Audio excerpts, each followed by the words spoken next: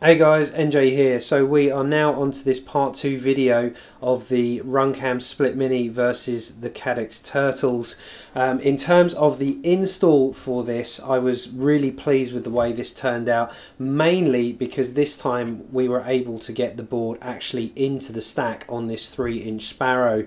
One of the downsides of the Caddx is that it has a very strange hole pattern layout, so you end up having to put the actual board on the top of the stack because one of the 4 holes is in a very strange position.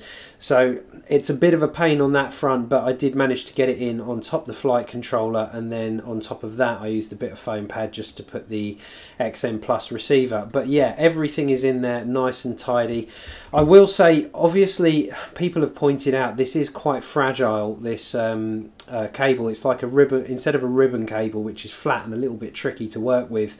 As on the Runcam Split, on the Caddx each wire is individually insulated so that you can twist it and move it where you want.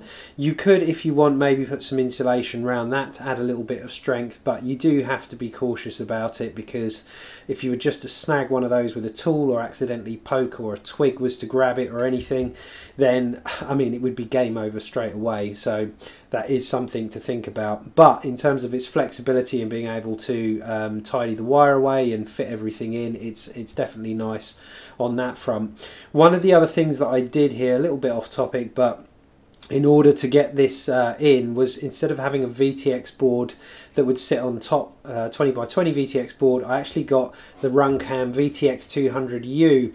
A little bit tricky to show you this guy, unfortunately I can't really find an angle to give you here, but basically, maybe just about there you can see it. This is a board that mounts straight to the back of a standard camera. It is a 25 to 200 milliwatt switchable VTX. It has all the standard bands and channels that we know and love, and it also has IRC tramp protocol switching, which you can put to a spare UART on the flight controller. So that's fantastic, and it weighs like 3 grams or something stupid. It's super light. So actually mounting that onto the back of the camera freed me up some stack space to get the Caddx in. It hasn't all been plain sailing, so there's a couple of things that I have to make you aware of.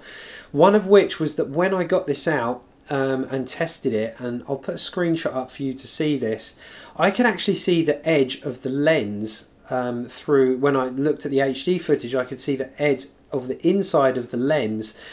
And I thought, well, we've got a problem there, because I don't want my HD footage to have a lens in the way. And it definitely wasn't the frame, because the lens is pretty much parallel to the frame. That you can see here, that if I twist that at the right angle, the sides of the frame were definitely not going to get in the way. And you could see the curvature of the glass, so I knew it was that. Anyway, what I ended up doing to fix this, because I realised the sensor wasn't perfectly in the middle of the lens, was to undo the 4 screws, or there's 2 screws that are holding a shielding plate. You take that off, and then there are another 2 screws in the opposite corners that are holding the main PCB that has all the circuitry and the sensor on the other side of it in place. I loosened those screws, and then with the whole thing powered on, so I could see in a little portable screen, I could see what the sensor could see. I very gently pushed the back of the board across a bit until I could see that the lens corners had disappeared, and then I snugged the screws up again. So there's a little bit of an issue here with quality control. Looking at other people's Caddx footage, I have noticed some weird stuff going on in the corners, and certainly I can see the corner of lens in other people's video footage as well. So that's how you get around adjusting it, but it's a quality control thing. Really, that should be properly squared up from the factory, and it shouldn't be an issue. You shouldn't have to be doing that. But if you've got that and you're annoyed about it, that's how you go about fixing it. It can be done. Out of the box, the stock settings are pretty damn horrible. I mean, some people may like the stock settings, but for me, I didn't like it at all. It looked over sharpened, blocky. It just didn't work at all in the FPV feed, and it really bothered me. So I ended up messing with the settings, and the footage you're about to see is actually around 6 PM. It's overcast, the light levels are low.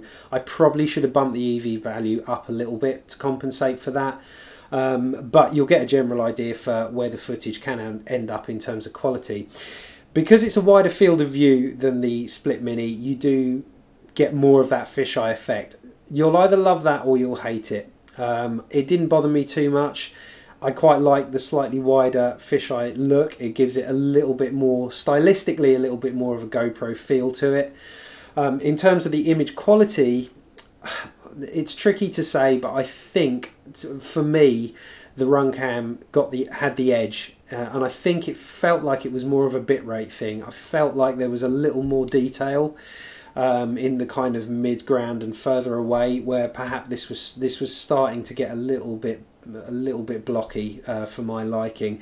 Of course, YouTube's going to destroy all of this. I did think about upscaling this to 4K to show you the footage, but that wouldn't be a fair comparison to the footage I've already uploaded in my part 1 video of the Runcam Split Mini. So I'm just going to do this as a 1080p 60 video for you to see a direct comparison. Feel free to go back and A/B between the two. But bear in mind that it could be a little bit lighter if I mess with the settings, and that's something I will do. So the main things are, in terms of takeaway, in terms of the little problems that you could face. One is that the alignment of the sensor. 2 is that it will have to be the top in the stack. I guess 3 is be a little bit cautious of the wiring here, because if you snag this you could break it and then it's game over. You're not going to be able to resolder that very easily at all. And then thirdly is you do have to mess with the settings, so don't be disheartened with the footage when you see it straight away. You do have to get in there and mess with stuff, and I will be doing a few more videos on this after that. In terms of the latency, it felt less latent than the Runcam. It felt snappy and much more akin to what I'd like from a camera's latency for freestyle. Certainly I can't talk for racing because I don't do it, but it felt absolutely fine for that, so that was good. And in terms of the SD card, the other thing is I've managed to get it just to clear the USB slot. It's actually under there, but it's got the standard spring mechanism. Unlike the Runcam Split Mini, there's no captive frame to go over that to stop it pinging out. With this one, it just so happens that the top lip of this USB actually works like a little captive lug, which stops it from springing out anyway. But in a hard crash, you always run that little bit of risk. If you don't, you might want to put a bit of tape over there. It's just something to think about. In terms of the price, it is cheaper than the Split Mini, and I've noticed sneaky old Runcam. I'm sure I saw a post recently where they have now released. It's gone a bit under the radar, but a new version of the Split Mini. I think everything's the same except they've got it all onto one board instead of 2 boards, which will make it more compatible to getting inside of a stack, and it has the regular 4-piece hole pattern. So that's quite a nice answer in terms of removing one of the problems with the Split Mini, where I was struggling to get it in here because of the stack height. I could now do that on that new version. When it comes to my choice of the two, I think in terms of the footage, the Runcam wins for me. In terms of the latency, the Caddx wins for me. In terms of the kind of robustness and the quality of everything, the Runcam wins for me. In terms of the fitting, the Caddx wins for me. I wish I could get the two of them and just squash them together and come up with a product that is a blend of the two. I like the menu system slightly better on this. I like that you've got the option to mess around with the settings a little more as well. It'd be good if they issue a firmware update to give us more control over that stuff. But yeah, it's on the whole, I'm impressed, and the speed that this stuff is developing and where things are going, this is only going to get better. If I had to pick one or the other up, I'd struggle. If someone said you can have one, which one are you going to take, NJ? I don't know.